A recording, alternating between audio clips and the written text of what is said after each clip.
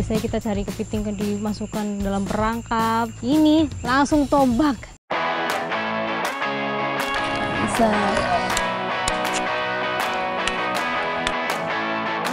Yeay, dapat ikan.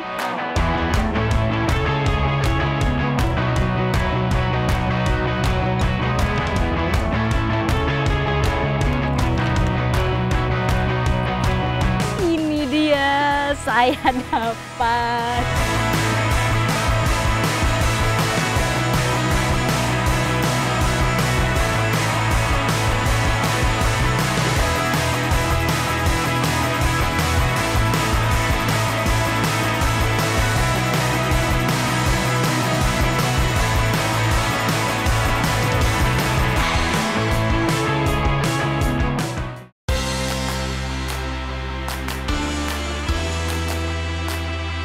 Paru-paru dunia tidak terlepas dari peranan hutan bakau. Mendapat julukan Zamrud Khatulistiwa, Indonesia memiliki kawasan mangrove terbesar di dunia. Pulau Papua pun menjadi penyumbang kawasan bakau terluas di Nusantara.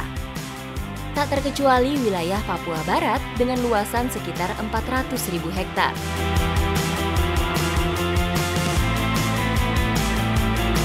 Ekspedisi paru-paru dunia kali ini berlokasi di Kampung Marsi, Kabupaten Kaimana, Papua Barat.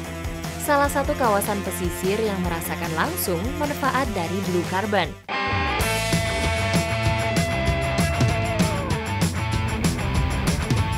Beradaptasi di ekosistem bakau sejak masa lampau, menghadirkan cara-cara bertahan hidup yang khas di Kampung Marsi, Kabupaten Kaimana. Mengandalkan alat warisan dari generasi ke generasi, masyarakat setempat biasa menangkap kepiting Papua.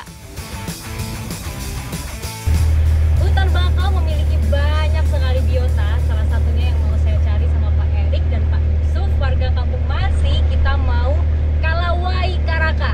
Ikuti jejak saya, jejak petualang.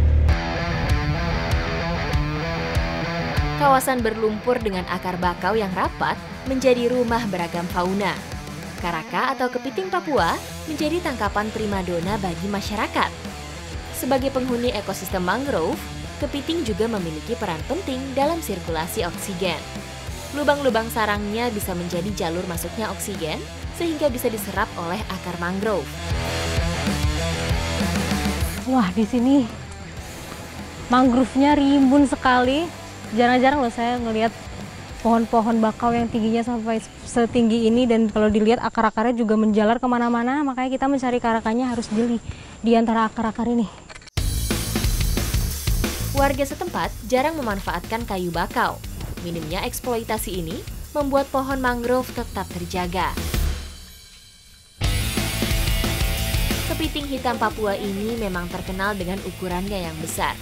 Melimpahnya pangan, minimnya predator alami, serta habitat yang masih terjaga, membuat karaka di sini bisa tumbuh dengan pesat. Wih, Pak Isa dapat besar sekali. Wah, ini dia sudah bisa dipegang kah? Bisa. Bisa ya. Sudah bisa dicabut. Wow, ini kepiting bakau terbesar yang kita dapat hari ini. Di mana, Pak? Dapat situ. Lihat capitnya. Ini kepiting sama muka saya sebenarnya lebih besar kepitingnya.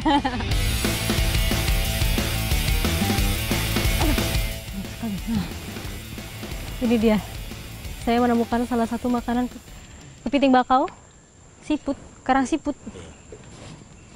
Kalau sudah ada makanannya bisa jadi dia berada di sekitar sini. Kebanyakan moluska hidup menempel di akar bakau. Melimpahnya hewan lunak ini menyediakan sumber nutrisi bagi karaka. Tak lama, kepiting bakau sukses tertangkap. Aisyah dapat! Iya. Wow! Ini dia, biasanya kita cari kepiting kan dimasukkan dalam perangkap. Ini langsung tombak. Gimana tuh? Serem nggak, Pak? Saya juga mau coba nyari nih. Mau ngerasain sensasi kalawai. Ini, Pak.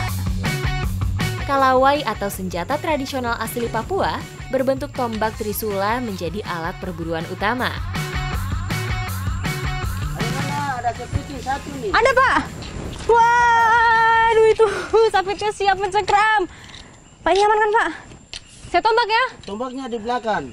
Di belakang sini? Iya, di belakang situ. Ah, ada ini kepitingnya.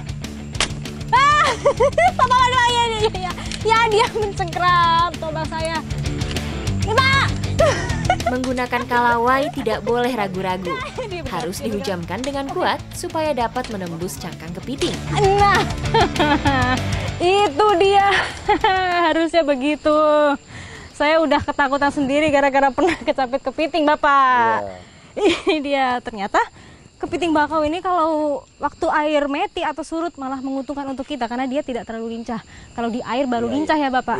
Dapat lagi satu karaka. Pergerakannya yang lambat disebabkan bentuk dan kakinya yang lebar sehingga karaka menjadi sasaran empuk kalawai kami. Ini saya menemukan kepiting bakau, tapi dia lagi sembunyi di antara lumpur-lumpur, jadi harus dikeluarkan dulu supaya mudah menombaknya. Wah, capitnya sudah siap mencengkram. Aduh. Capit merupakan pelindung utama kepiting karena menjadi alat berburu dan mempertahankan diri. Itu dia. Ini dia. Dia sudah ditombak tapi sepertinya makin terancam mencapit tongkat saya dengan kedua capitnya. Karaka menjadi primadona bakau Papua karena karakteristik dagingnya yang tebal. Sebelum dimasak, karaka ini harus dikupas dahulu, cangkangnya kemudian dipotong kecil-kecil karena nanti mau kita rebus beserta dengan bumbu-bumbu yang sederhana aja. Pak Yusuf, kita buka-buka dulu ya cangkangnya. Daging karaka segar terkenal dengan teksturnya yang kenyal dan rasa yang manis, sehingga tidak membutuhkan banyak bumbu. Ini mudah sekali memasaknya, begitu air mendidih, masukkan segala bumbu, kemudian karaka kita masukkan. Warna kepiting telah berganti kemerahan, menandakan kuliner ini dapat langsung disantap. Ini bagian cangkang, ini bagian terbaik karena dagingnya banyak. Terus ada kuahnya, saya masuk ke dalam sini. Seruput dulu.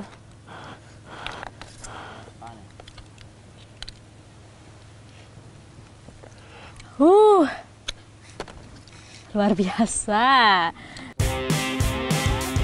Tantangan membuka cangkang kepiting inilah yang menjadi seni dari makan kepiting.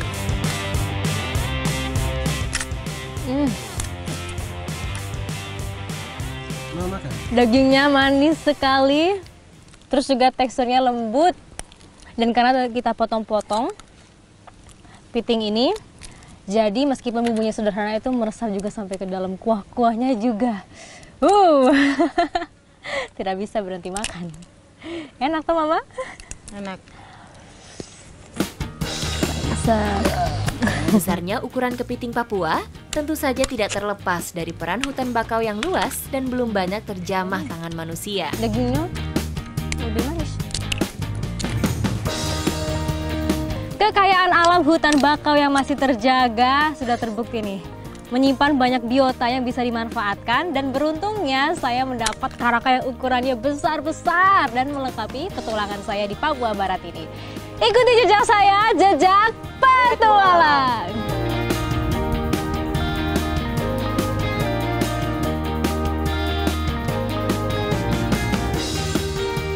Yeay, dapat ikan.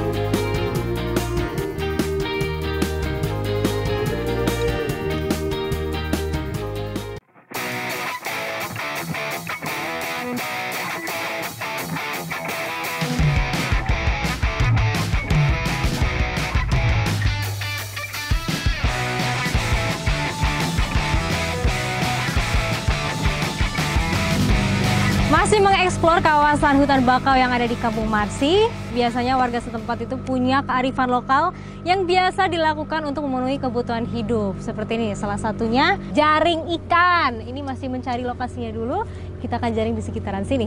Ikuti jejak saya, jejak petualang. Di mana Bang Deddy lokasinya?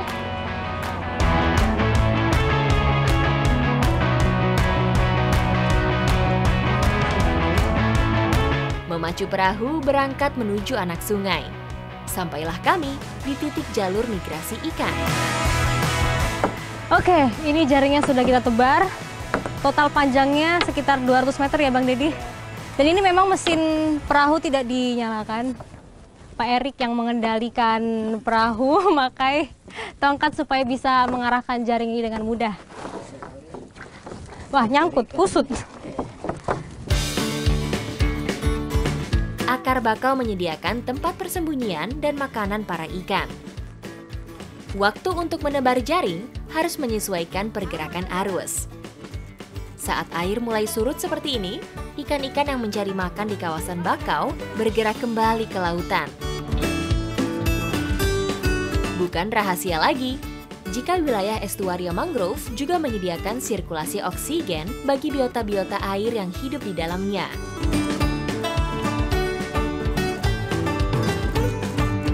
Jadi memang harus pelan-pelan, jangan sampai kusut, kalau enggak nanti dia tersangkut-sangkut. Udah terlihat rapi seperti ini saja, saya masih kusut-kusut ini. Harus cepat memang. Ya Bang Dedi? Nah ini udah mau habis nih jaringnya. Kalau udah mau habis begini, kita pasangnya melingkar. Kita kepung ikan-ikan. Jaring pun terpasang sempurna membendung anak sungai.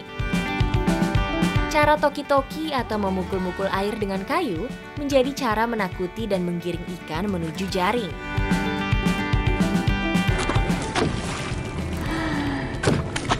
Ini nih bagian yang menyenangkan. Kita harus pukul-pukul permukaan airnya supaya ini kita mengusik ikan-ikan biar mereka tidak bisa kabur, akan tersangkut-sangkut di jaring. Nih, dari sini bisa terlihat juga nih kalau ada ikan apa enggak. Proses menggiring ini tidak dilakukan asal. Perahu diarahkan dari bagian dalam bakau menuju jaring. Mana tadi Bang? Mana? Tadi kita lihat ikan. Saking jernihnya bisa kelihatan dari sini. Oke, kita tarik dulu jaringnya.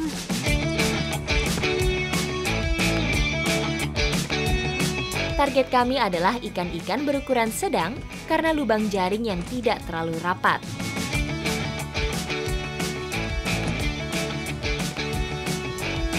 Nah itu dia.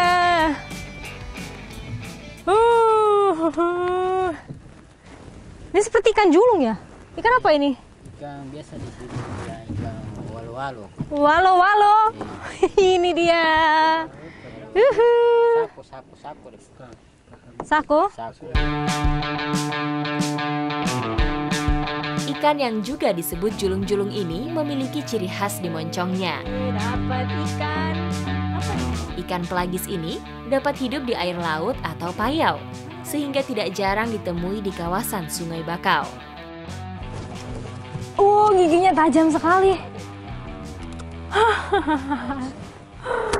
Ini dia ikan sako.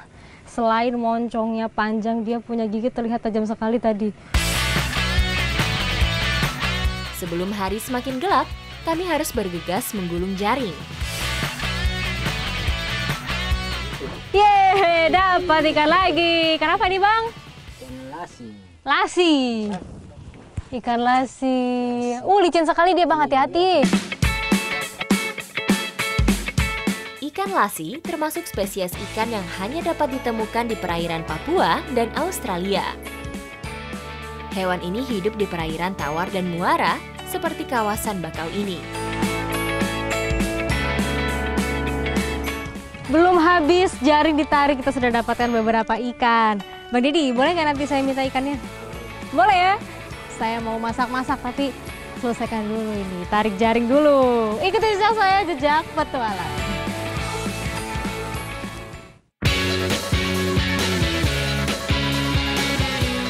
Melimpahnya potensi perikanan di Papua Barat menghadirkan beragam kuliner pesisir yang khas. Nah, hari ini ikan-ikan ini mau kita olah masakan apa, Mama? Masakan ikan kuah kuning. Ikan kuah kuning ditemani Mama Desta nih. Mama urusan mengurus bumbu, saya potong-potong ikannya. Sajian yang populer di tanah Papua ini mengandalkan kunyit. Aromanya yang bercampur dengan berbagai rempah mampu menghilangkan amisnya ikan. Mama, kalau ikan ini dibuang moncongnya ya? Ya dibuang. Ini dibuang. Pasti sebelah sini. Pasti. Oke, nah ini nih kita harus potong bagian moncongnya ini tepat di depan matanya ini. Jadi kepalanya nggak dibuang semua ya, Mama? Iya. Ikan julung-julung memang dikenal nikmat untuk dikonsumsi. Namun mengolahnya diperlukan usaha ekstra.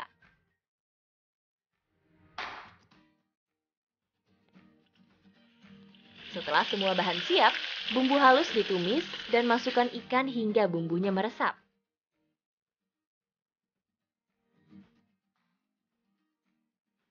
Butuh waktu sekitar 15 menit hingga ikan benar-benar matang.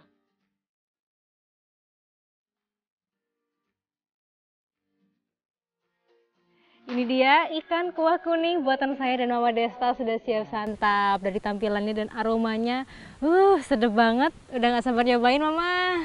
Yuk Mama makan yuk.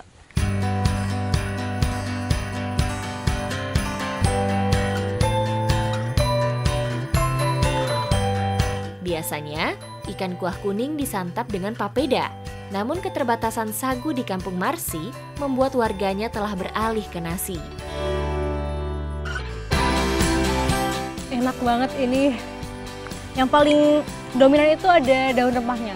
Wangi dari lemon purut sama daun salam. Luar biasa, Mama. Nambah terus nih. Kuahnya saya habisin ya. Kuah yang kaya rempah benar-benar menyatu dengan segarnya daging ikan hasil tangkapan tadi. Keberadaan bakau tentunya sangat memberi banyak manfaat bagi masyarakat Kampung Marsi. Contohnya hari ini nih, saya mendapat berbagai macam jenis ikan yang diolah dengan bumbu tradisional yang rasanya luar biasa. Ikuti jejak saya, jejak petualang. Makan lagi, Mama.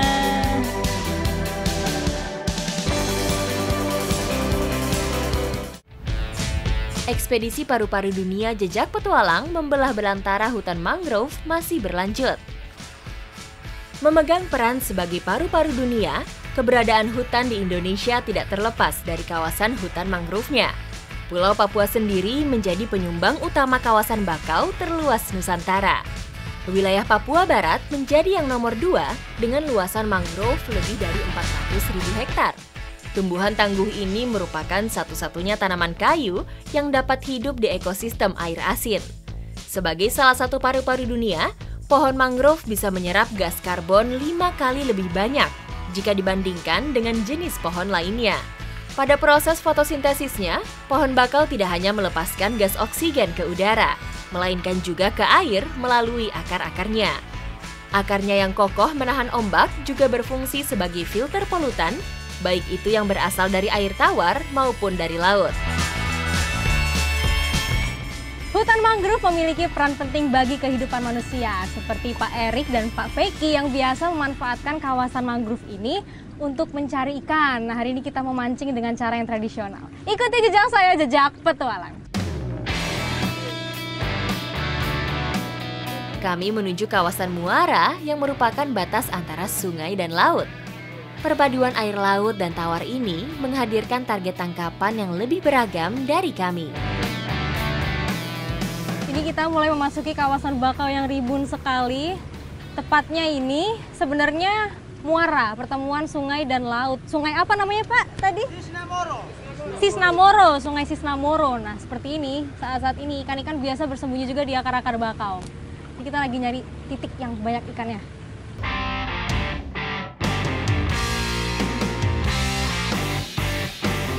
Memancing dengan pancing ulur seperti ini telah diandalkan masyarakat Marsi sejak lama. Alat tradisional seperti ini tergolong ramah lingkungan karena tidak mengurangi populasi ikan secara masif dan merusak ekosistem bakau. Ini apa yang nyangkut ini?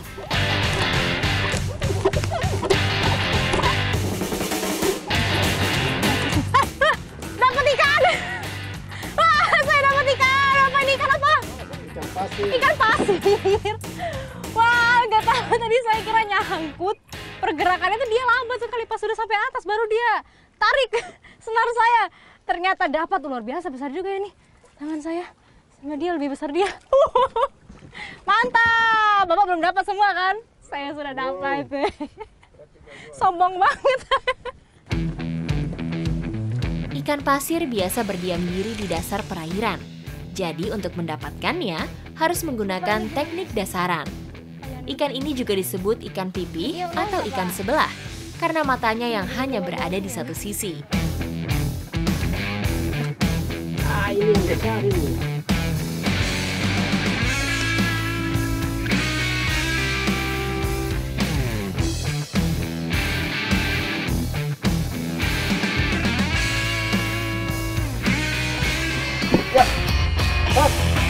Dapat, Pak. Lokasi ini ternyata membawa peruntungan bagi kami, ikan memakan umpan. Wah. Bapak, ini ikan apa? Mubara. Mubara. Aduh. Wah, ini dia. Pak Erik dapat ikan mubara besar sekali. Ini target kita hari ini. Beneran kita dapatkan. Wow. Lumayan ya. Benar besar sekali. Mantap. Bobara memiliki cakupan habitat yang luas, mulai dari wilayah perairan karang hingga ke kawasan muara bakau seperti ini.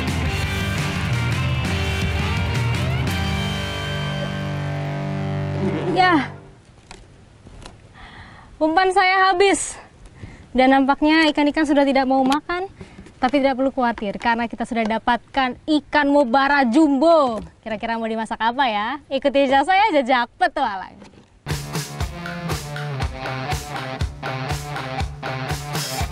Hasil memancing bisa dimanfaatkan warga untuk konsumsi sehari-hari. Dimasak secara sederhana pun tidak masalah karena ikan yang kami peroleh masih segar dari habitat yang masih sehat. Ikan hasil memancing tadi mau kita olah simple banget. Kalau di sini sebutannya itu para-para. Nah, saya udah bagi tugas sama bapak-bapak yang lain lagi cari kayu bakar. Saya bersihin ikannya.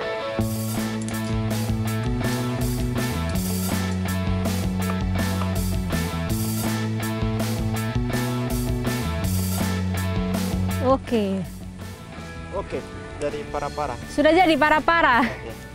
Jadi para-para itu bukan masakannya, melainkan ini metode memasak kita. Ikan akan dibakar saja dan para-para adalah penyangga ini yang dijadikan penumpang untuk wadah ikannya. Tapi harus memakai batang pohon yang ada cabangnya ini supaya mempermudah naruh tatakan atas ini. Sudah bisa langsung naikkan ikan? Bisa. Bisa ya? Ya, saya dulu ya.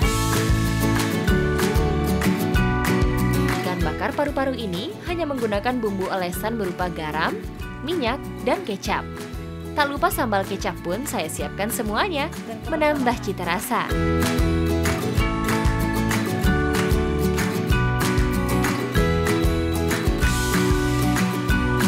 Ini dia ikan bakar para-para lengkap dengan sambal kecap. Sudah tersedia di depan kita.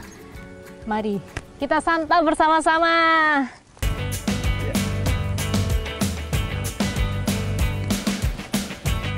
Meskipun tangkapan hari ini tidaklah banyak, namun bobara seukuran ini sudah cukup untuk mengisi perut kami.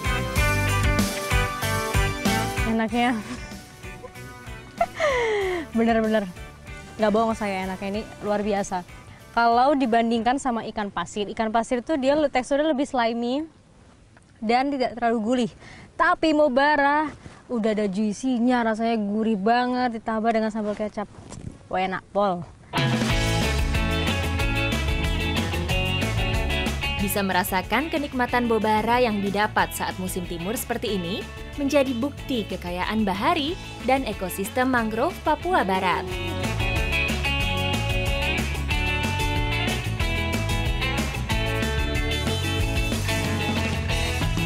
Warga Marsi masih terus menjaga hutan bakaunya. Nah, inilah yang kita dapat dari alam yang sangat terjaga ini.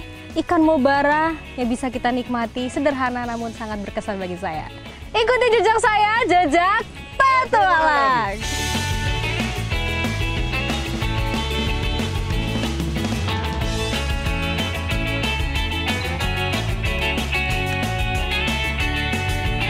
Ini dia saya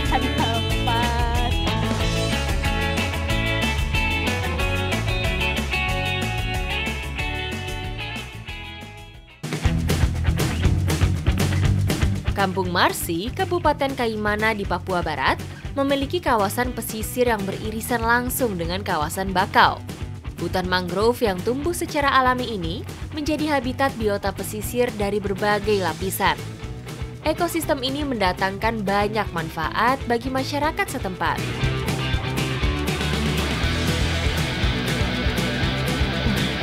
Ini nih rumahnya Tambelo, dia membentuk rongga di dalam pohon bakau yang sudah lapuk. Tapi kalau sudah dipotong seperti ini, dia akan kabur ke batang yang sebelah sana. Di Pak Feki sama Bang Saterius lagi cari di sana. Semoga dapat banyak. Waktu yang tepat untuk mencari Tambelo adalah ketika meti atau air surut. Karena pohon bakau yang lapuk akan mudah untuk ditemukan.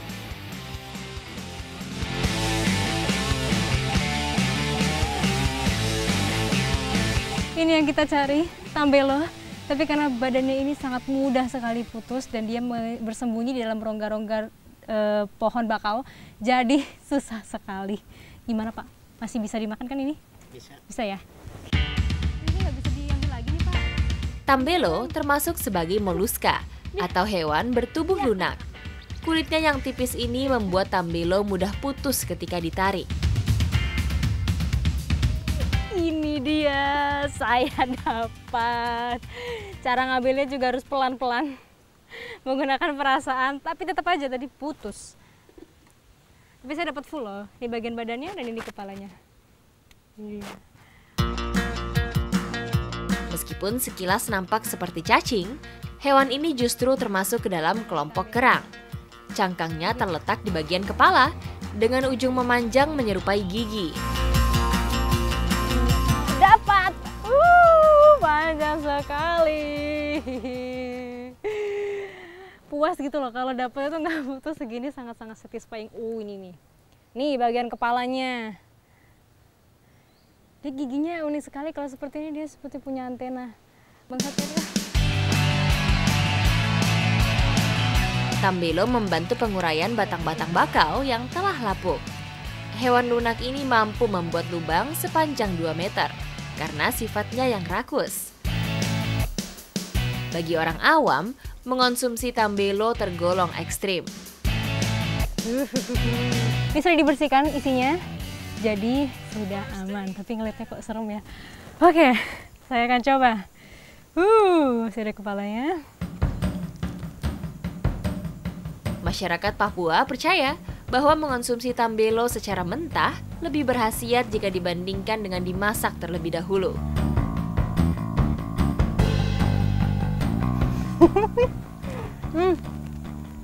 Rasanya laut banget. Kayak ada air-airnya gitu di dalamnya. Iya bener kayak itu loh, kayak kerang, kayak scallop masih mentah kita makan. Bang.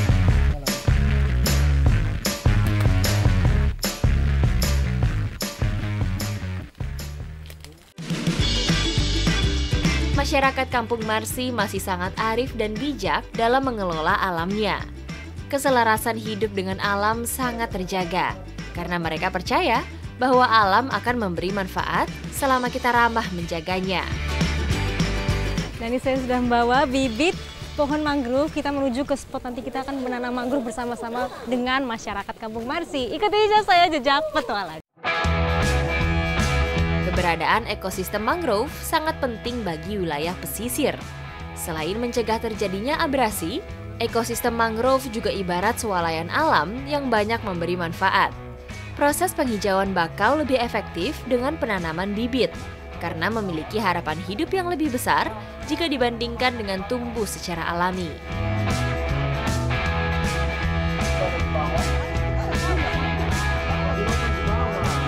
Oke, ini mangrove saya sudah tertanam dan mangrove-nya Pak Freddy juga sudah ya. Iya. Wah, Bapak ini kalau kita bisa rasakan nanti berapa tahun lagi sih efek dari mangrove ini? Mangrove ini sudah tentu butuh waktu yang cukup lama ya untuk menjadi pohon yang besar. Jadi kita harus berani memulai dari sekarang untuk anak cucu kita. Betul banget Bapak, ini satu kegiatan kecil untuk masa panjang untuk anak cucu nanti. Luar biasa Bapak. Proses penghijauan kembali tidak berhenti sampai di sini. Perawatan setelah masa tanam juga menentukan keberhasilan penghijauan kembali kawasan bakau. Nah, jadi selain tanam bakau, kita lanjut bersih-bersih pantai nih. Selain upaya menjaga kelestarian bakaunya, pesisir-pesisir pantai ini harus dibersihkan biar makin double, ekstra bersih, dan juga nanti biota-biota lautnya makin berkembang dengan baik.